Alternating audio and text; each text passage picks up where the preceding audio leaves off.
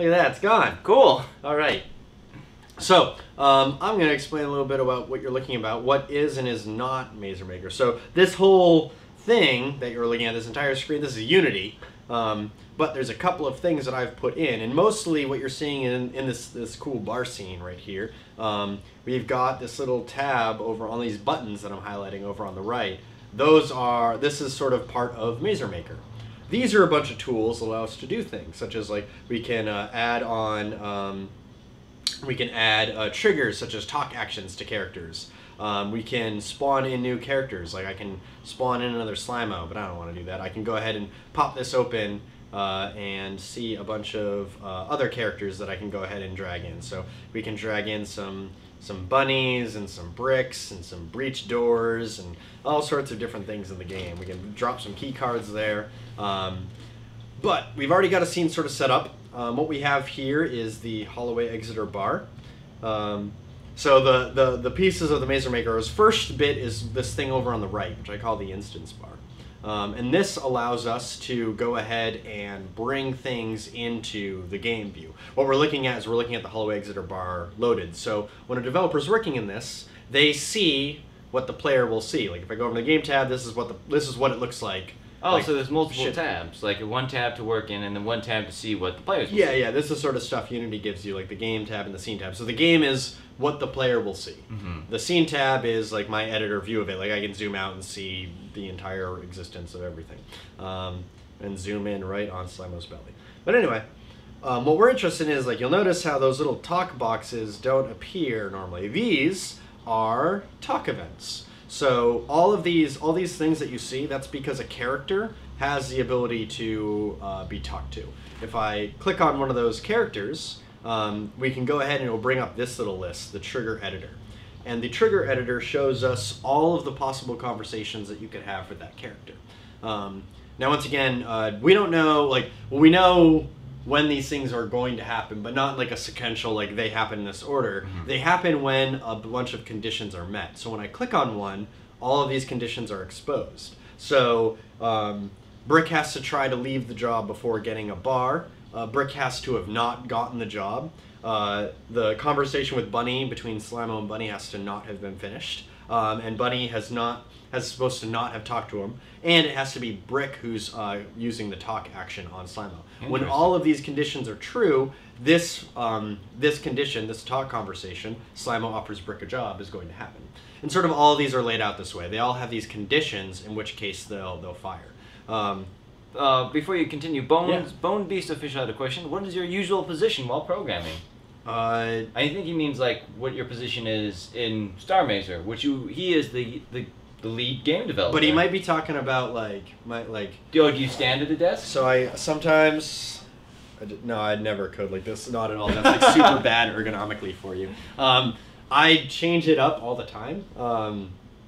I hope that's what I'm going to answer. I'm going to answer the question of how I sit at my desk. So I have many different setups. I have primarily what I'll do is I sit on this piano stool because it causes me to sit upright, and it's at a good height. So I use a mouse. I use a vertical mouse. So I hold my wrist like this, and it doesn't cause any pain because I got some bad wrist pains, and that was awful. I went to a doctor.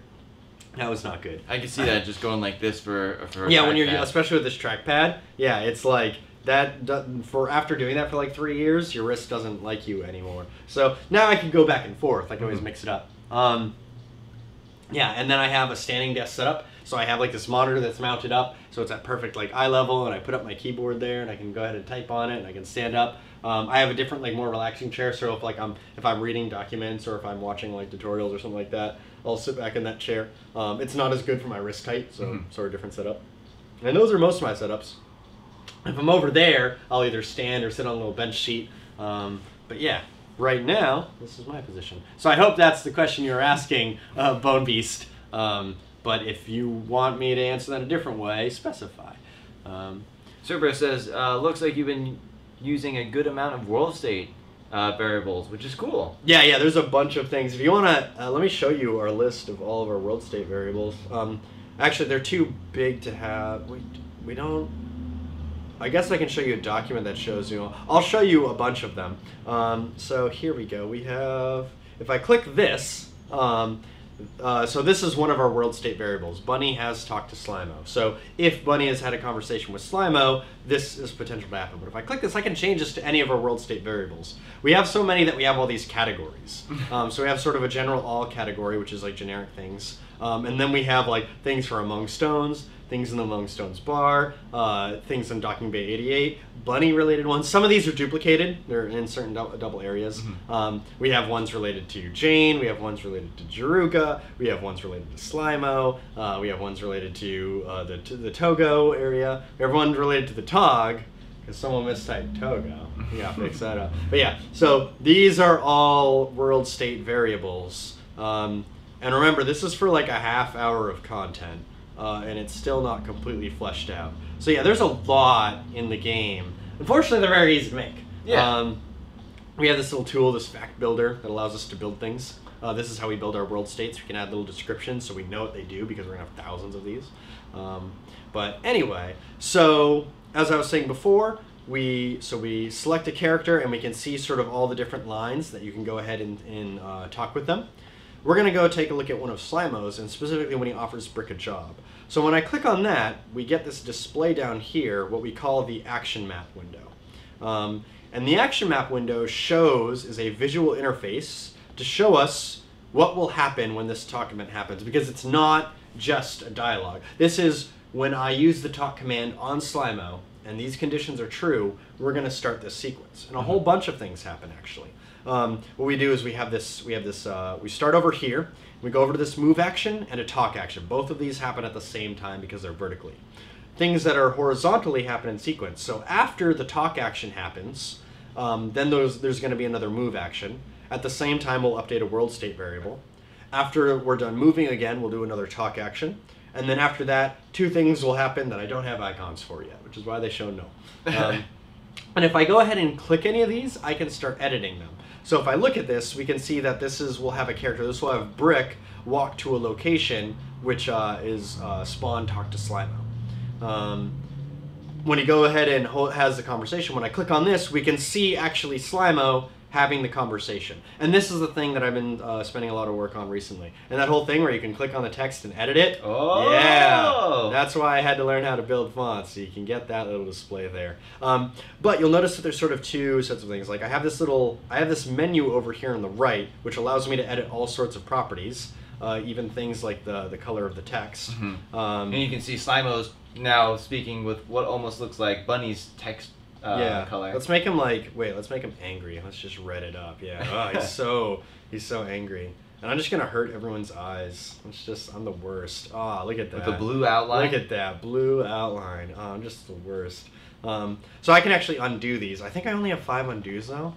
Yeah, I only have 5 undos. We have I'll talk about the undo thing a little bit because there's a joke behind that. So we have Slimo. He's talking. He's saying this line. Hey, come over here, human. Yeah. I mean you. And we can see it up there right there. I can type it in this box, or I can go ahead and type it up here, which is really nice. So I have full control over sort of what Slimo's saying. I can adjust the duration of it, so how long do I want this line to... How long will it take you to read this, basically?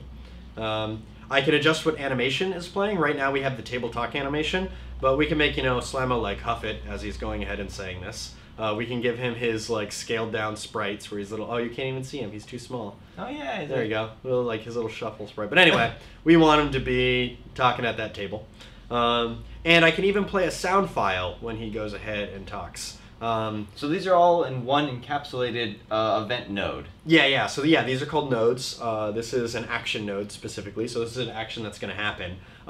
When he says a line, this describes the parameters of how that line is going to happen. And so what I can actually do is I can hit the play button and it will play it out. Hey, wait, come over here, human. It plays for 3 seconds and it stops. You'll notice that it didn't display the right color text when I hit play. It's because this isn't done yet. But this is a lot of things that I've been working on, and this is the stuff I actually need to show Vanessa today to see how she likes interacting with this. Basically, the thing that you're doing is you're going to be editing stuff in here. You're going to edit your dialogue in here. You might pick an animation for it, but most of your editing I want to have happen in this sort of view.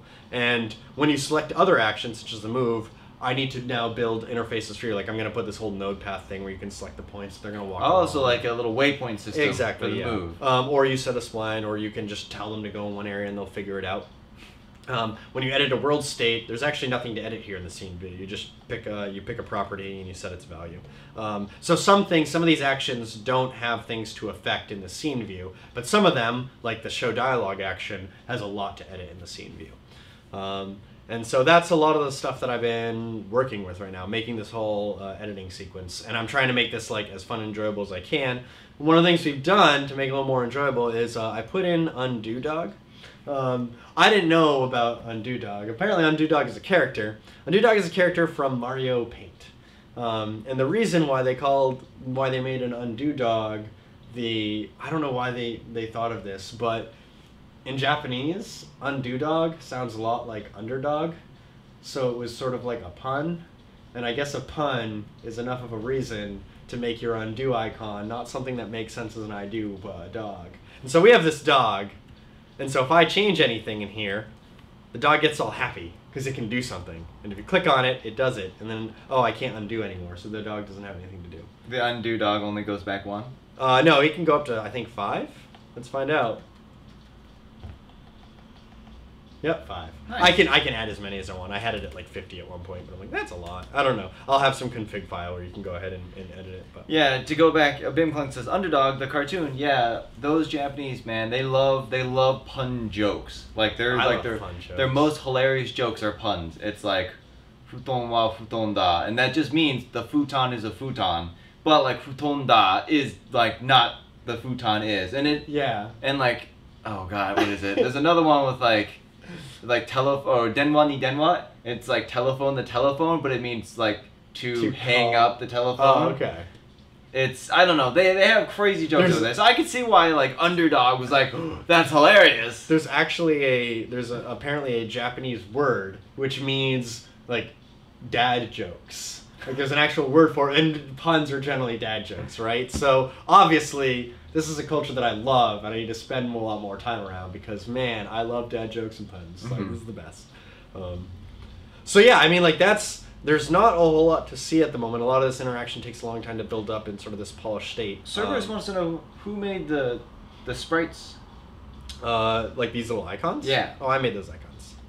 Yeah, I also made some more icons for you. Yeah, they go away if you scrunch this down, but yeah, if you bring this up. Those icons. I just made them because I didn't want to bother Maximo. So I just went ahead and made those tiny little icons. Oh yeah, we also have, I forgot, you can like select this thing. If you double click this, if you double click a new mode, you can bring up all these actions. These are all the different action types we have. So you can go ahead and change the character's inventory. So yeah, like what I can do is at any point, I guess I have a bunch more I can explain about this. There's all this functionality that I forget out because I'm focused on this one part. Yeah. So I can do things like I can change the order of this. So instead of I'm like, actually, I don't want to update the world state as soon as we're moving. I don't want to update the world state until we're done with everything here. So I can just go ahead and drag this world state variable over here. Or I can swap them out. I'm like, actually, I want the character to say the line before moving, so we can go ahead and swap those actions. So you have a lot of control over here. You can also insert new actions here. Like, okay, at the same time they talk this line, I want them to do something, so I can go ahead and select an action here. And we have all sorts of different actions that we can do. We can change the character's inventory, so we can add or subtract things. We can load up a new scene, so we can go to the hallway exit or bar, or we can go to a shmup section, whatever. That's a little filler one, ignore that. We can play an animation, so we can play a sprite animation sequence. Mm-hmm. We can play a sound file. We can show a dialogue, which is sort of the thing that we've been playing around with Slimo. We can show a dialogue choice, and I think I'm actually going to merge these into a single thing. I don't know if I have to keep them separate or not. We can update the multi-walk state, which is something that we use to show different sprite sets. So if a character is walking or running, if a character is off in the distance or close up, that's how we change that. Okay. We can update the world state, which is remember that we've done something. And we can have a character move to a location. So those are the ones that we have right now. We actually, like, these are compressed from certain actions, and these will do many things. And I think this is all we need for the majority of it. I tried to make as few as possible, because once again, I don't want to give everyone the power to do everything. I want them to give them the power to do the things that they do most often very well. So yeah, I can go ahead, like I can just like, oh, I actually want something to happen, which I want to play a sound between those two. So it'll go ahead and it'll play a sound, and I can pick what sound it's going to play, and I can adjust all the properties. And you'll notice that this window right here, when I select the sound, is not as cool as the window when I select the show dialogue. It's because I just haven't worked on the other ones yet. I've been focusing on the show dialogue action. Eventually, all of these windows will be as cool and detailed as this sort of show dialogue action. Yeah, going back to what Don was saying, that doesn't look like Unity. This right there, that looks like a... We still got a couple blocks there, so I need to replace this button with like maybe like an icon of Slimo. I have to adjust these drop-down boxes, but yeah, it doesn't... It's not this thing over here. Okay, let me show you something, I guess, that's sort of... I talked about the various versions of the tool, right? So Mazer Maker is essentially tool version 4. Version 3 is this thing over here. This action map that you see, like that you can be like, oh, okay, I get how things happen. That's this. This thing over here on the right is the exact same thing. They literally do the same thing. But this is drop-down boxes. A lot of drop-down boxes. Like, it looks like programming, even though this is much, like, a lot more straightforward than writing code. This still, like, it's not fun. It's not delightful. It's a bunch of boring gray boxes where you're like, okay, I select brick out of our like hundreds of different objects, you know, to be able to do like okay, we move the camera to a certain location, things like that, right? So not nearly as interesting. This is a lot more fun. So this is what we're focusing on. So is this more like a GUI on that? Yeah, actually, this is literally just an interface to edit those values. Okay. Like if I click this one, you'll see that this looks sort of similar, and as I get into the show dialogue, I now like replace those with more visually responsive interfaces. So yeah, literally, this is just it's a skin that controls this and removes certain features, but makes menial tasks easier to do. Right? It simplifies and streamlines the things that you can do. So Server says, Auston, you did a damn fine job making Starr Mazer a legitimately fun thing to do. So I must say, I'm far beyond impressed. Well done! And I can't say it enough. Thanks, Cerberus. I appreciate that. Yeah, there's a lot of work that goes into this. Like, I joke about this a lot. Like, I feel that I'm making a game for 7 people, you know, our team. And that team, they're going to make a game for thousands of people. So... That's sort of what it feels like. Like, I have to make this very responsive. I have to make it polished. I have to make it intuitive. I need to think about how the user is going to understand what's going on. Like, they're going to understand the mechanics of this interface. Like, I'm going to have to constantly, like, Vanessa's going to use this today. I'm going to have tons and tons of feedback of how to make this better. And I want to get to that sort of good state before I continue on with it. So, yeah, that's what it feels like. Like, I am building a game for people, and they're going to use that game to make a game for other people. That's what it seems like the process is right now. So this is cool. Thank you very much for showing us Mazer Maker. Yeah. Is there anything else that you've been working on or you want to talk about? We'll leave it at that for now, mostly because things are in a state where like, I could show something, or I might just break and crash. So we'll hold off on that for a little bit. Sounds good. But that's sort of the direction that we're going in. So yeah, hopefully we'll be able to expand this tool a lot, and we'll be able to make this like this is just sort of the beginning stage. Actually, Alex made up a bunch of sound effects for me to drop into this. Oh, so, that's like, right. While you like drag characters, it'll make noises and whatnot. So it's a very playful thing, right? Like, I want to make making the game as much fun as it is to play it. So. Yeah, and that sounds absolutely awesome. Sound effects and all these cool new custom graphics. It just looks like you're making a little game. Yep. It's awesome. I'm going to go switch it back to the main camera now. All right. So we'll just see how much time we have to zoom into that sweet Slimo face. Yeah. All Slimo all the time. That's what I'm talking about. Look at that mouth. Yeah. Yeah. Yeah, look at that.